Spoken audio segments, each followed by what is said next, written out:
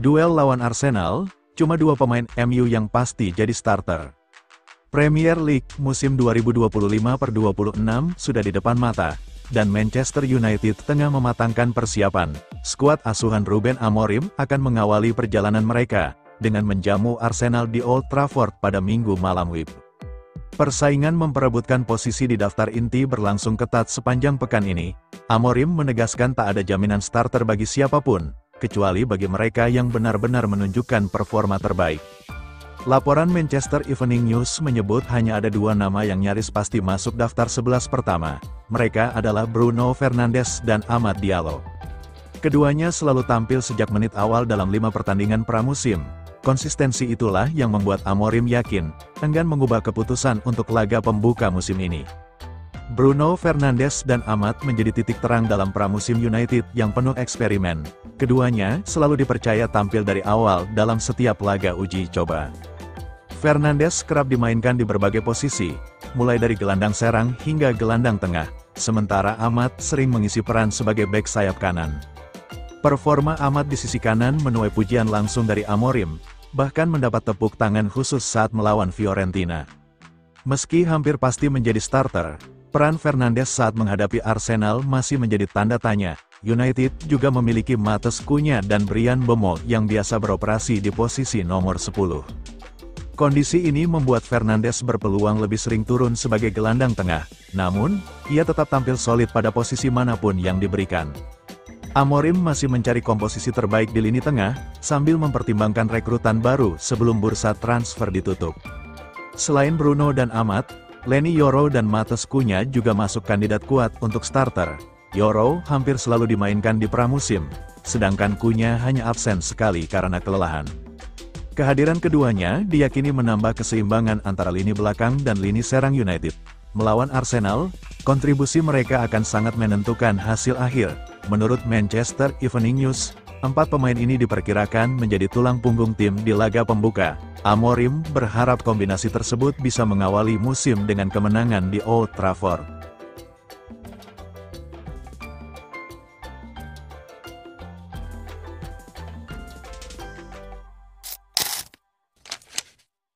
Tikung Juventus, klub Italia ini jadi yang terdepan untuk transfer Jadon Sancho.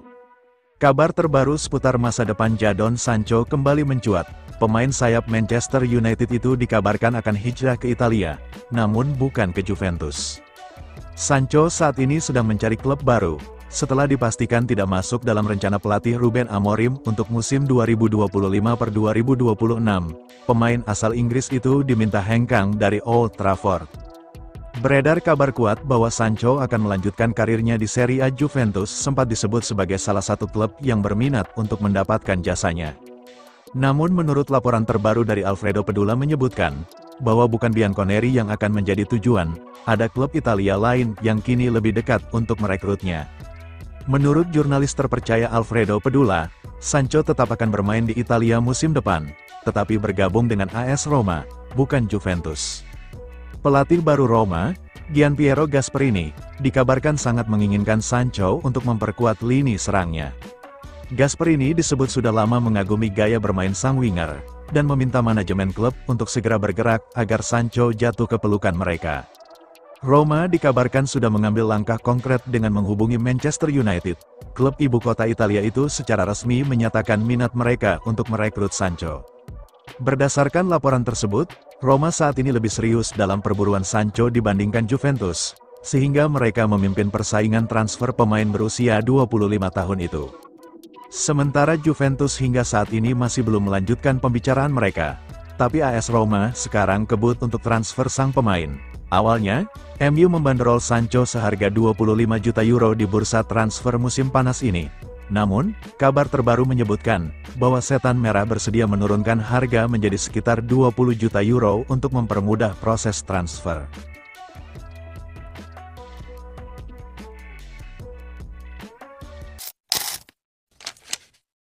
Pemain ini sudah ikhlas hengkang, Manchester United diminta tak persulit proses transfer. Manajer Manchester United, Ruben Amorim, didesak untuk berubah pikiran dan segera menangani masalah Rasmus Højlund. Pemain ini meski berat hati sudah setuju meninggalkan Old Trafford.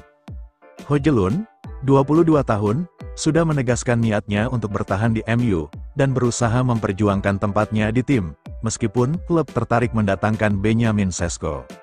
Akhirnya, MU berhasil menyelesaikan kesepakatan senilai 74 juta pounds untuk striker Slovenia itu. Kedatangan Sesko semakin meningkatkan keraguan atas masa depan Højlund di klub. MU menghabiskan 72 juta pounds untuk Højlund pada tahun 2023. Tapi, penyerang Denmark itu gagal bersinar di Old Trafford, hanya mencetak 4 gol di Liga Premier musim lalu. Amorim mencadangkan Højlund untuk pertandingan persahabatan pramusim terakhir, United melawan Fiorentina pada hari Sabtu lalu, dan memilih untuk memainkan Mason Mount sebagai false nine. Sesko menyaksikan dari tribun setelah diperkenalkan kepada para penggemar di Old Trafford, dan diperkirakan akan langsung masuk ke dalam tim, untuk pertandingan pembuka Liga Inggris melawan Arsenal akhir pekan depan. Dilansir Talksport, kedatangan Sesko membuat Højlund dengan berat hati harus menerima kenyataan, bahwa karirnya di Manchester United telah berakhir.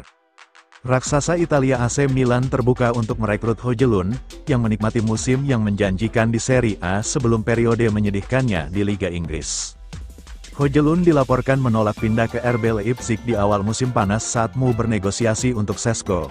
Namun, kini telah mengubah pendiriannya dan setuju untuk pergi. Manchester United menginginkan sekitar 30 juta pounds untuk Højlund, tetapi AC Milan berharap dapat mengamankan tanda tangannya dengan status pinjaman awal. Mantan striker Old Trafford Dimitar Berbatov mengakui penampilan Højlund memang mengecewakan, tapi ia bisa mendapatkan keuntungan dari persaingan dengan kedatangan Sesko jika ia tetap bertahan. Saya senang Sesko bergabung dengan United, tetapi di saat yang sama saya agak berhati-hati karena Højlund dan Zirkzee tampil bagus di klub mereka sebelumnya, katanya.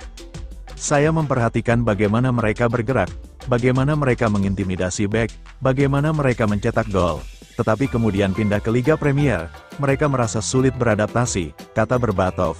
Itu adalah musim yang sulit bagi mereka dan ini adalah periode sulit yang sedang mereka lalui.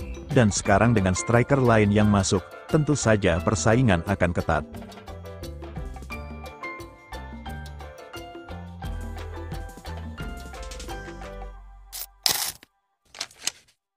Kirim mata-mata, Manchester United intip peluang rekrut wonderkid Brasil.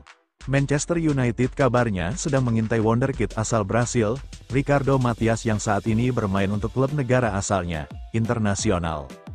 Laporan Globo Esporte yang dilansir dari Football Transfers mengungkap, Setan Merah bahkan sudah mengirim mata-mata untuk memantau pertandingan internasional yang diperkuat oleh striker berusia 19 tahun itu. Sekadar informasi, MU sejak diakuisisi oleh Ineos, memang cenderung lebih mengutamakan perekrutan talenta muda potensial, untuk dikembangkan menjadi bintang masa depan. Beberapa nama yang telah dibawa ke proyek ini ialah Patrick Dorgu, Cido Obi Martin, Diego Leon, hingga Enzo Cannabig. Rekrutan musim panas teranyar mereka, Benjamin Sesko, juga masih masuk dalam kriteria Ineos sebab usianya baru menginjak 22 tahun.